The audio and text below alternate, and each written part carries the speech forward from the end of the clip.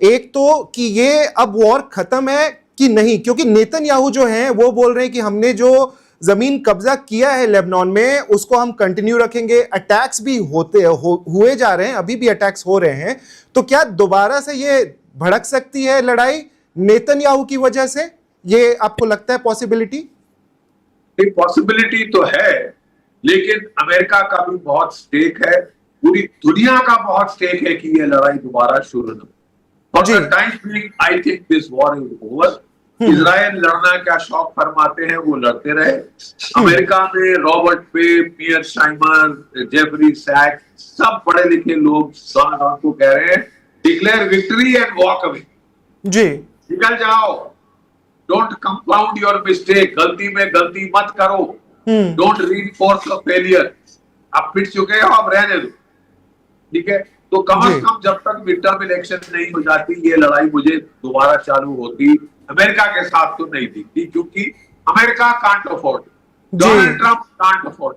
Political career उनका तबाह हो जाएगा अगर वो लड़ते रहे। तो पूरी दुनिया उनको थू करेगी कि साहब आपने मरा दिया, आपने ना सिर्फ दुनिया में रिसेशन लाए, आप तो डिप्रेशन की तरफ लेके जाए। तो अब उनको दुनिया की सुननी पड़ेगी, अपने लोगों की सुननी पड़ेगी। अमेरिका की इकोनॉमी को चोट पहुंच रही है।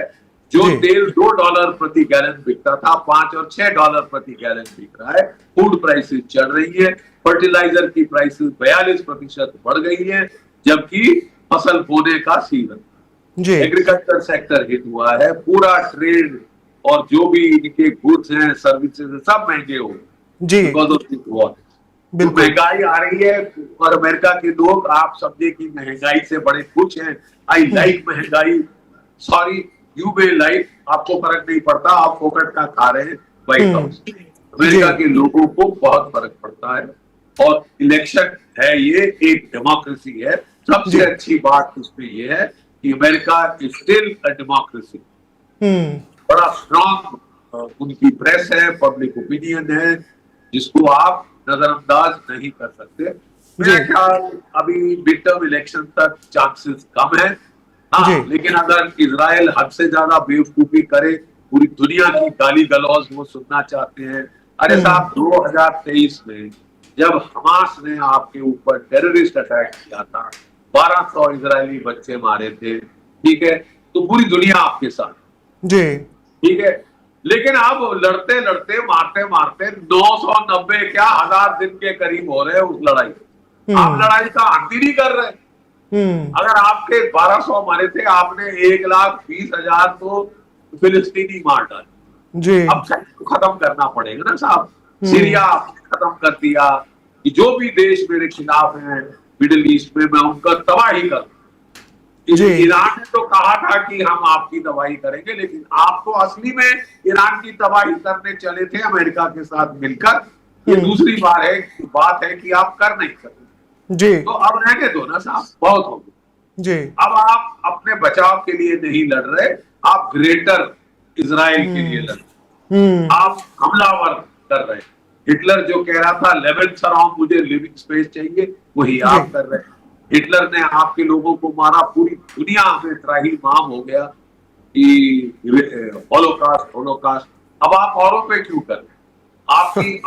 आप इजराइल के लोग हमारे दोस्त, इसलिए हम उनको बिल्कुल सही as a good friend advice दे रहे हैं, कॉल इट ऑफ।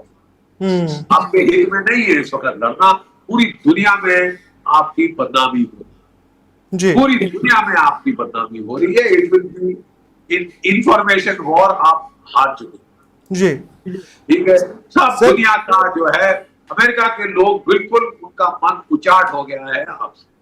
यूरोप में तो पहले से ही लोग आपको गाली गलौज कर, ठीक है। अब आप क्या चाहते हैं? पूरी दुनिया, हर कोई आपको गाली करे कि आपने तो हमारे पेट पे लात मारी, आपने हमारी इकोनॉमी का सत्यानाश कर दिया। भारत की इकोनॉमी 7% पर एनम पे ग्रो कर रही थी, 5.9% पे आ, हमारे $720 बिलियन फॉरेक्स रिजर्व था, 500 कुछ अरब डॉलर पे आ गए।